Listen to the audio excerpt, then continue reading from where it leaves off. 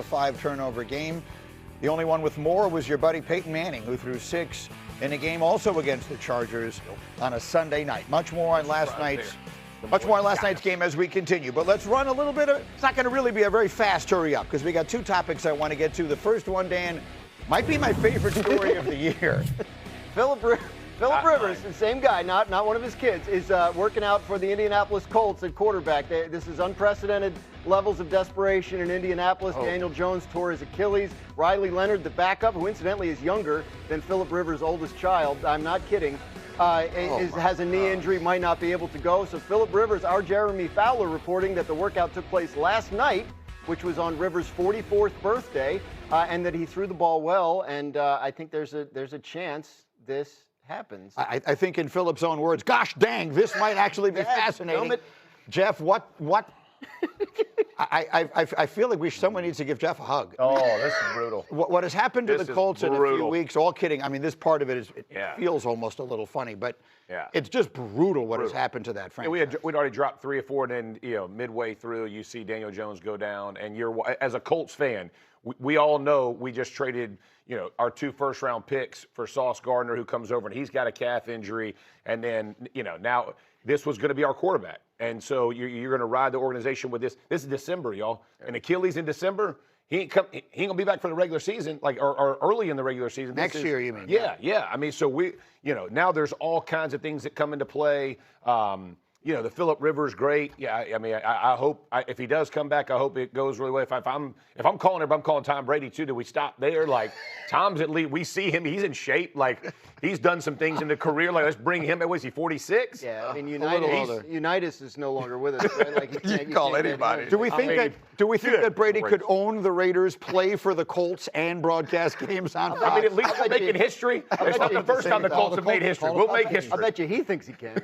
For sure. It's brutal. I mean, it's unfortunate. I mean, the other thing about the Daniel Jones situation is also like the Achilles injury. We don't really have a great history of guys coming back at the position playing well. So even if he's not back for next year, you would hope that it felt like they found their quarterback. Yeah, and it feels like now with no draft picks and no promising other prospects at the spot. I mean, Richardson still still can't see right other quarterbacks. So it just feels like a real dire situation. And to your point, the thing that sucks for Daniel Jones personally, he's on a 1-year deal. Yeah, right. It's not a guarantee that he's going to get the contract he deserves.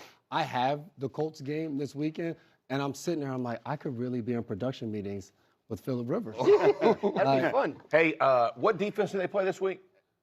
Seattle. Oh, my word. Yeah, they play let me just say this. If I am Philip Rivers and his bride, children, whatever, I'm like, concerned citizen. Dad, save yourself. Save yourself, because it's going to come up, and I'm going to let you know. That is a violent defense that brings a lot of very angry, big-bodied people to put the hammer down. That ball better come out on step 2, because you can't get to step 3, man. Go ahead and get it out. And a relatively small sidebar in all this, it would restart his Hall of Fame candidacy clock for another 5 years. I think he's a you're saying that because it's not the most important. He's not going in this year. Yeah. He wouldn't get in this year anyway, but it would start the whole 5 years over again. Yeah. All right, so we got one quarterback at one end of the spectrum. Now let's talk about a very young one in Cleveland. Shedeur Sanders, head coach Kevin Stefanski of the Browns, saying Shedeur will start the rest of the year at quarterback for Cleveland. Shedeur Sanders coming off the best game of his brief career so far. And, I mean, they didn't win the game, but he threw for, 364 yards? And I think 3 touchdowns, ran for another. The team has 2 first-round picks that drafted 2 rookie quarterbacks this year. It still has Deshaun Watson under contract for 1 more year. As the muddiest quarterback picture in the entire league, Shedeur Sanders is going to get a month to show where he belongs in all of it. And what do we think? I mean, he deserves it. He earned every bit of this. I think if Shedeur Sanders had been a first-round pick, we'd be talking about him a lot differently than this. Like the amount of leeway and the reaction we give to first-round picks is like there's so much promise. And the thing that we always look for in quarterbacks is so many quarterbacks that we've seen, and we're like, if he could just clean this up. And year after year, it's always the same thing for certain players. The thing for Shedeur that was impressive is last week he was terrible as far as managing the pocket. Now, he's gotten a little better at it. Like, the ability to show some improvement is super impressive. I agree that he doesn't have all the ridiculous, arm talent that you would want. But understanding defenses, making good decisions, and managing the pocket is better than the Browns have had in a long time. What he did on Sunday, he gives them hope. Like, you felt like watching that game, the Browns had a legit chance to win the football game with what they were able to do on the offensive side of the ball. So if Shedeur plays the way he did Sunday for the rest of the season with 2 first-round draft picks, imagine what the Cleveland Browns can do and who they can go get, a trade possibly. There's so many other options if they feel like after a month, if Shedeur continues to play that way, that we have a quarterback for the future, now you can actually build on this roster and see that you can actually make some moves to go play and win. The 30 for 30 on this season is going to be so fascinating someday when we go back to giving Kenny Pickett all the reps in training camp and then trading him before the season starts, into starting Dylan Gabriel for weeks before you went to this. Candidly, it's been ludicrous. You laughed out that they had Joe Flacco starting at quarterback and then they traded him to a division rival. Like, it's a strategy, and then he comes. Shedeur comes out there. He's got 4 touchdowns created on the game, and they take him out for the 2-point conversion that gets tied at the very end. And they only got him because of injury. Like at that point, he still hadn't gotten a chance to start. The whole thing has been sort of shrouded in a weirdness that I can't fully dissect because I'm not there and I don't understand it. I know there are a lot of questions about it locally, but one way or another, he's going to get a chance to prove that he is the player that a lot of the analysts said he was in the draft. And let's put a cap on this. To me, this is no different than any, because you talk about if it's a first-round pick or what, you want to see progression. Like you just want to see him week in and week out get a little bit better, right? Because I hear people talk about, oh, it was the Titans. It was, right? But you're going to continue to play better and better defenses. You have to show the Browns, that you're doing those. That's right. It's not like we're talking Thank you. Thank you. Just keep it in perspective. It's a good matchup. All right, I'm up again. End of conversation. Just joyful, joyous. I love that. It was, right? Hyperbole at its best. That's just as good as it gets, right? And nothing better.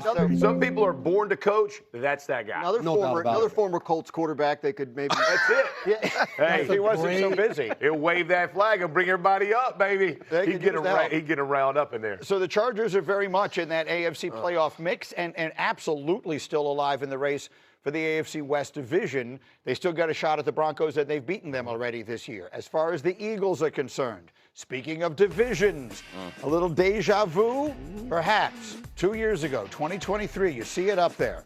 They start out 9-1. They collapse 2-5 and get blown out in their first playoff game. Is this season feeling eerily similar, Graziano? Yes, it is. Because like the pattern holds, right? Like they promote from within after going to the Super Bowl at offensive coordinator, and it doesn't work, and then it all falls apart, and everybody's upset with each other, and then then they go hire Kellen Moore last year. They win the Super Bowl, he goes, they do it again. So yeah,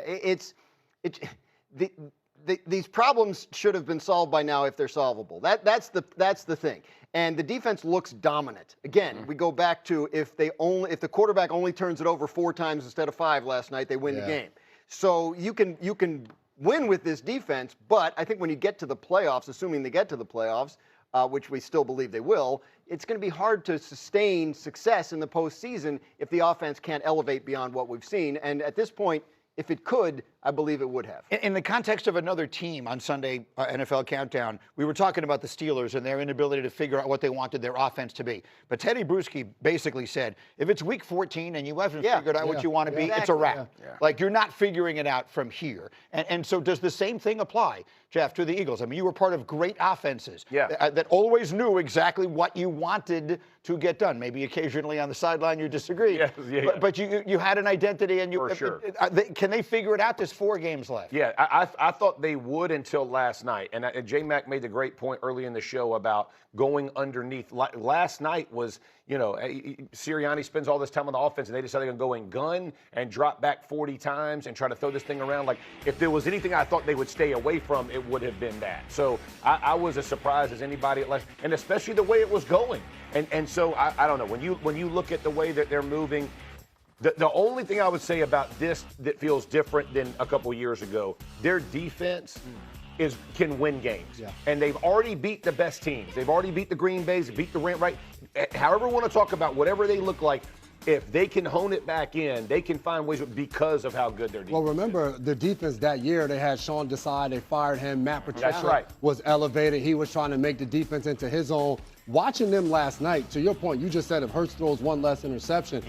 If we don't get four, think about how crazy that game was for them offensively. Even watching the game last night, both offenses struggling to not turn the ball over. Yeah. For the Eagles, to your point, if you can play dominant defense in that fashion and you can find a way to squeak out a few runs in a game, go play action, hit a few throws, they're not that far off. Now, I think this is where level. the head coach is really responsible for what's going to have to happen, because this is when you have to have like a full game plan that involves the offense, defense, and special teams. You have to understand that the defense is going to win you these games. You want to burn clock on offense, honestly, and have 3 to 4 plays that are big third down plays that aren't super complicated, that you know based on scheme what you're going to get and you know are going to work. You pull them out at the right times and make sure you're in close games at the end and hope that you have a lead and your defense is on the field, or you're down by 3 and you have to make one drive. That's the thing. They're not this season. They're not going to get back to a place where they're dominant offensively. They have to play a game in the style that you would if you're an underdog team. What's interesting is I think some of us have been saying this for a long time. They can win ugly. Yes. They've done that. over the next couple of weeks, they have a chance to be dominant offensively. They're going to play the Raiders and they're going to play the Commanders.